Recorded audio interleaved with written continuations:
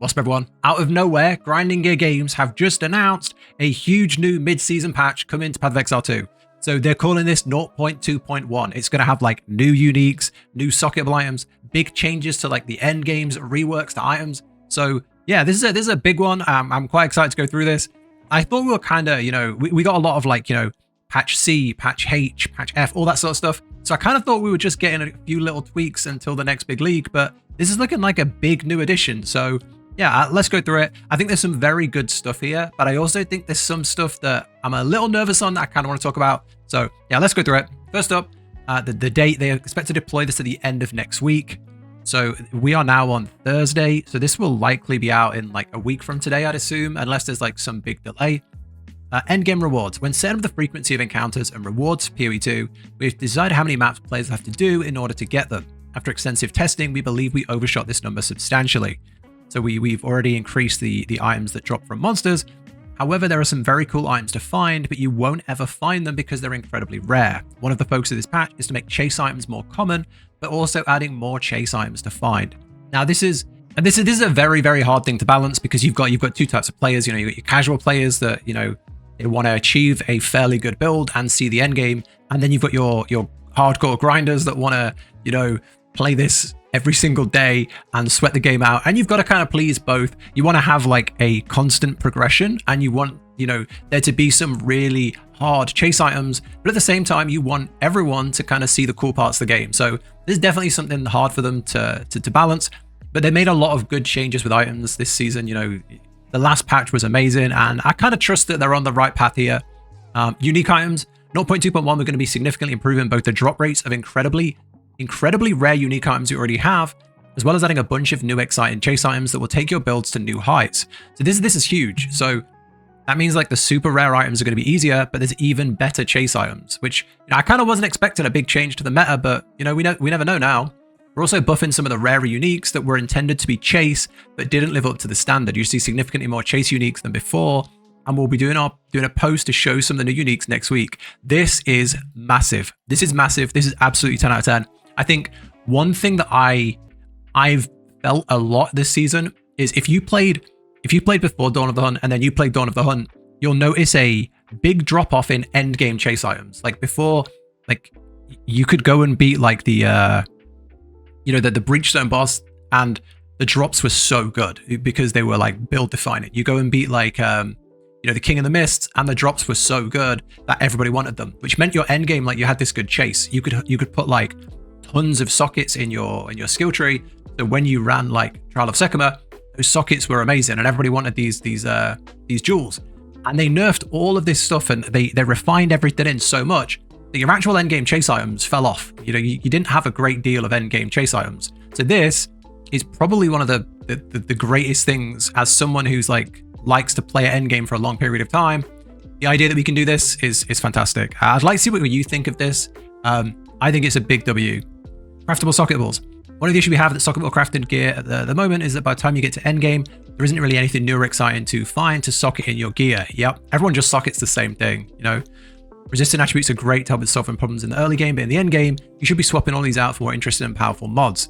In 0.2.1, we're adding 22 new runes and 14 new soul cores, 7 new talismans that cover the full spectrum, from powerful to insane, but are rare to find. You'll certainly want to use them over the normal base set of socketables. So this is big. This is big. I think sockets are wasted. I think everyone just puts like the same 3 sockets in. Most of the talismans that come from the what do you call them? The wisps. Most of those are just terrible. Other than like the 2 rare ones, most of them are terrible. So yeah, this is, again, it's another chase item. It's another chase item. Makers go and do, put a really good chase item in the Trial of Chaos for people that want to run it. Put a really good chase item in, a unique map for people that want to go and hunt that map down. I think that's a good thing about the end game of Path of Exile. So this is good. I like this a lot. That's good. Ritual suffered from pitching the chase rewards too rare as well. We're making the rarer omens from Ritual more common. We see the same number of omens, but they have a significantly higher probability of being rarer. Yeah, I mean, this is going to lower your returns if you're doing this as your end game, chase. But I do think because omens are crafting, Omens are the only way to have deterministic crafting. Like Omens of Whittling, if you don't know, this is where you can take an affix off of your gear and roll a new one, or you can like re-roll the lowest affix. That all comes from rituals. And these are like 6 to 10 divines. I don't even know, like 10 plus divines some of these go for per one. So if you want to roll one affix, that might be 10 divines. So only like the top 1% of PoE2 players are going to be using that and rolling their gear, which is kind of like the final part of crafting. So I think letting this be available to everyone would be really, really good. I'm interested to know what they mean by, you know, significantly higher. Does that mean it's like every other one or 1 in 10? Like, interested in that. Increasing the commonality of corrupted essences when using Val Orbs. Yeah, I've never seen one. I've used a Val Orb every single time. Let me know if you've ever seen one. I've never seen one in game. Rogue Exiles didn't have enough unique items, so increasing the frequency that Rogue Exiles have and does drop unique items by approximately 3 times. Good. Twisted Domain, the boss was pretty valuable, but at endgame, the rest of it was pretty underwhelming. True. Compared to other content, pinnacle content shouldn't be given less rewards than dozens of maps. True. Substantially increased the number of rare monsters that spawn. Previously, there was often no rare monsters at all. Okay. In addition, we are changing the balance of quantity and rarity that monsters in the domain have. This will mean that the large drop of items that occurs right before the boss should now be way more valuable. Big. This is massive. This is massive. I honestly think right now, like I can run tier 4 Twisted Domain, tier 4 Breachstones, and sometimes it's just worth just selling the Breachstone because there's just nothing in there. So this is good. We now also guarantee some rare breach rings in the resulting drop. So you should come away with at least a decent chance of some powerful items. 10 out of 10, massive change. The Breachstones are just a sad state compared to what they were. Before Dawn of the Hunt, every single Breachstone, the final boss dropped a really good item that was used in the stat stacker build. So everybody wanted that. Pretty sure it did. Could be wrong. But yeah, it was a really, really good item that everybody wanted. And every single breach, like Breachstone would drop like 4-ish, 3 to 4 breach rings. So if you just ran a bunch of Breachstones, you would have tons of breach rings and they were really good. So yeah, they took all that away. So this is very, very good. Logbooks. This is a big patch. Other than making logbooks unrewarding is the fact that very high levels, they have so few monsters spawning that they often end up yielding significantly less items. Yep. The first change is that we're increasing the distance between and the radius of them that will allow you to ultimately uncover more monsters and rewards. Cool. I still think logbooks kind of suck. Increasing the number of monsters spawned. Additionally, making some changes to specific features in the logbook areas. Okay. So the Lush Isle will give more experience. It also has faced off areas with currency items. And the breaches there are small corruption pistols that drop uncut skill gems. Okay, that's pretty cool. Increasing the remnants and the experienced ones additionally will generate more of the fenced off sections, and a larger change to the pustules we made where destroying any of them will cause all monsters on Earth after to spawn corruption monsters when you defeat them, similar to those in the corrupted areas. So this, okay, so the Lush area is going to be like an experience hot zone, okay? Frigid Buffs is an icy tundra with Val architecture, with Val monsters and Val remnants. See, I run so few expedition logbooks, but I don't even know the difference in most of these things. These are relatively underwhelming and there's few monsters. We're going to make a change here. On top of Val monsters, we're now going to have Val bosses frozen in time too. These are standalone map bosses that can be broken out and fought. Okay. The Val remnants that cause the items to drop corrupted are being reworked. Now they'll generate with 1 to 3 upsides and 1 to 3 downsides that normal remnants have. Think of them as a super remnant. That's exciting. Barren Atoll is sea travelers and fishermen. There's an area currently with crates filled with gold, strongboxes and runes. The issue is they don't drop much gold. After the change, they're going to drop significantly more gold, and we're going to generate a lot more strongboxes, and by a lot, I mean over 10 times as many, including unique strongboxes. Okay, huge. Additionally, we're adding some new chase runes, maybe a good source to get them. They're going to drop 2 to 4 additional runes. I mean, this is really good. I think expedition logbooks are kind of like one of the weakest endgame things right now, so they see it too. I think that's again, hard to find criticism here. These are really good changes. Endgame content and variety improvement. Right now, did you know that if you were to generate 400,000 maps and 150,000 of them would be Hidden Grotto? Yes. Yes, Grinding Gear Games, we know. We've been telling you for a long time that we're running the same maps on repeat. We are aware. We're certainly sick of running that area and fighting the same boss on repeat. So are we. The intention here is to normalize the frequency that differential maps and the boss fights appear on the Atlas. This will make things feel far less repetitive when playing the endgame. Yes, yes. Citadel spawning has been adjusted, so when a Citadel spawns, it generates the other 2 types near it. Big W. What else we got? You can expect some other endgame improvements, such as reducing the danger of the ritual types that were just a ruckus of purple chaos, and reducing the danger and increasing the topography of volatile plants. Yeah, they suck. Those plants suck. Yeah, that's pretty good. They were responsible for over half of all player deaths in the endgame? Yo, what? The volatile plants? We're lowering some of the more dangerous map modifiers like elemental penetration. Cool. Improving the rewards and visibility of omens in the Viridian wildlife under unique map. I think they need to buff the unique maps. In terms of like how many you see, I've probably done a handful of unique maps. I just find them so rarely. I think we need more. I guess they're supposed to be rare, but increase the radius to open clasp hand in breaches, reducing the pack size of the bats that hit you with projectiles into a domain, and reworking the curse map mods. So just good balance changes. Trials of Sekima. Okay.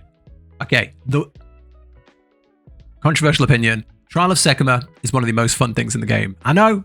Leave your comment. You're wrong. I know. Tell me I'm wrong. I know. I love the Trial of Sekima. I think it's one of the most fun end game grinds. I do it for hours at a time, but I don't think it should be tied to your ascendancy. I think you should run it to switch ascendancies, and you should run it for the loot. Yeah. Controversial opinion. In the Trial of Sekima, we're adjusting the affliction that caused you to have no energy shield. Instead, half your energy shield. Yeah. This is for the chaos inoculation. Yes. Yeah. It can ruin your run if you need energy shield. We discovered a mistake with the chance of getting certain affixes and boons. There was 1 affliction, 2 minor boons, and 1 major boon, and 1 pact that had 100 times the commonality they should have. Okay. All right. Yeah. I mean, it's a small change. Yeah. I think that the Trial of Sekima is almost the perfect endgame experience, but it shouldn't be forced. It shouldn't be a forced experience. This should be an optional thing we can do at endgame. That'd be my change. Don't make people run this if they don't want to for their ascendancy. Quality of life changes. We did do some notable quality of life changes in H patch, but there are more coming. You can now enter in the search field on the passive tree. Press enter to automatically find the passive node you're looking for. If there are multiple, you can press enter to cycle through them. That's good. That's good. So if you're just looking for like increases to mana shield, you just type that in, energy shield, and just swing around them. Huge request is we invert the display of tier X on items and using the advanced item display. This is so that you can immediately identify and modify it the best it can be on an item. This is more for advanced than endgame players, but it's very important. We are swapping this back to work the same way as Path of Exile 1. That is, okay, if there was nothing else in this patch and just this one paragraph, this would be my favorite patch.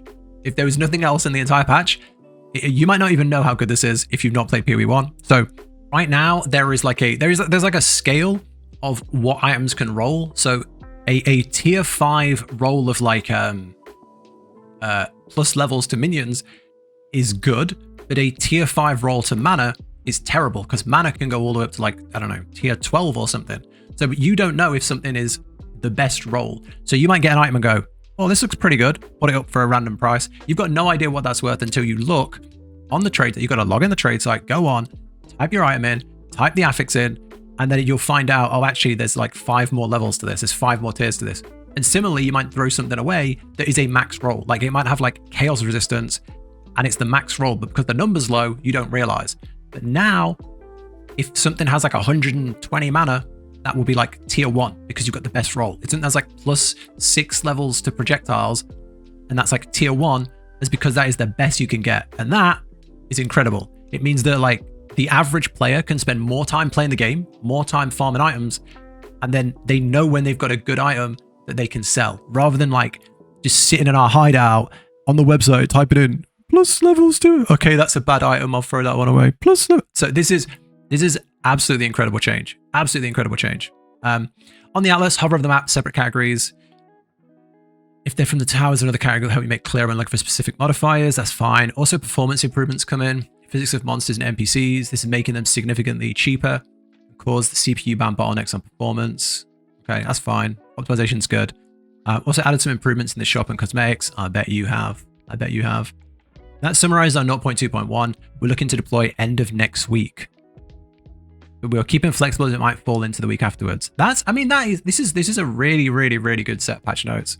I think this is one of the strongest patch notes we've had so far. I think they've got a very, very hard job of pleasing people, because I think Path of Exile, like the first one, has always been tailored to the sweatier ARPG players. Diablo is for your casual, dad with 4 kids who can only play for 1 hour a weekend. They'll still be able to progress very well in Diablo. Whereas like PoE2 has always been a grinder's dream. Like you can play this for 100 hours in a week and still have stuff to grind. Yeah, I think it's a hard thing trying to balance it for both. I definitely think the end game was better before Dawn of the Hunt, when we had more chase items, and the people that can run, a tier 4 Breachstone got really good loot. The people that could run a, King of the Mist got really good loot. Whereas now it's like everybody can run it. There's infinite respawns at level 0, and it's like, everyone can do everything. It's more like open to everyone. And then they took away the chase items. If you then put the chase items back in and give the people that are like giga geared, super like level 100, level 95 plus, like super end game min max, give them something to work towards, as well as letting the majority of players get into tier 0 bosses, get into the pinnacle bosses. That is a big win. I think this is good. As along with that, some amazing quality of life changes. Yeah, I think there's still the game still is like early access, of course. But I think the last patch was amazing. The last patch was incredible, and this is even better. So I think this is really good. I'm curious what you guys think. I like they're changing the meta. I like they're taking more chances, and I like that they're changing the chase items. So yeah, I think very exciting. Let me know what you guys think. Yeah, very curious what everyone thinks about this one. I can't see it being too controversial. There are some things that you might be worried about, but overall this feels like a big W. Yeah, that's it. Let me know what you think. Thank you for watching. Subscribe if you want to see more. Take care, and I'll catch you in the next one.